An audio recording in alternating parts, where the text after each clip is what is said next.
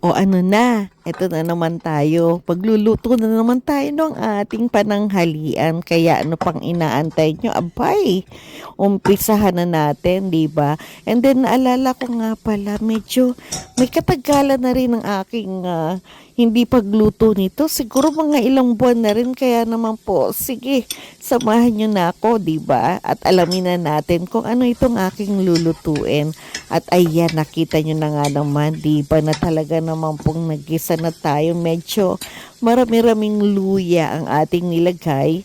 And then, bawang at sibuyas na rin, di ba? Nagdagdag na rin tayo, syempre, ng siling labuyo and then ng siling green. At ayan na nga, yung aking panahog, di ba, na talagang akala mo binato lang, di ba, yung parang isang tipak lang ng bato, di ba? Kaya naman po, ayan, sabi ko nga sa inyo, di ba, pag namamalengke ako, ay talaga naman na, kumbaga bago ko ilagay sa freezer, ay hinahati-hati ko na, di ba, kung alin yung panahog, panahog sa gulay, panahog kung saan man, di ba, o kaya ay yung kung pang adobo. So, mahirap kasi yung ipapasok mo agad sa freezer.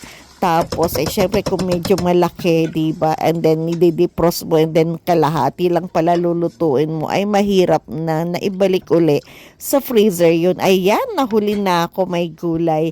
So, pagka kung siguro naman nasusundan nyo naman, diba?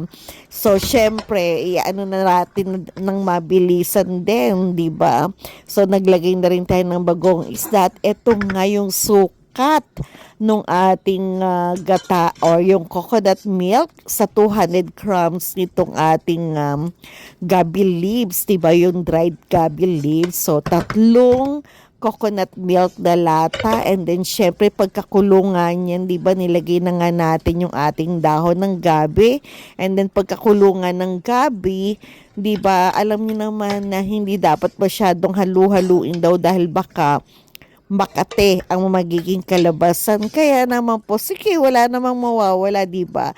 Kaya subunod na rin tayo. And then, syempre, pagkakulungan nung ating unang lagay na gata, di ba? And then, kasama nung ating laing, ay talaga naman po nilagay na natin yung gata niya talaga, and then ayan, hinayaan lang natin itong kumulo ng kumulo. And then syempre kailangan yung malambot talaga yung dahon, di ba? O kita mo, approve yan, di ba? Kaya naman po talagang napakasarap nitong ating laing. Kaya ano pang inaantay nyo? Abay, luto na to.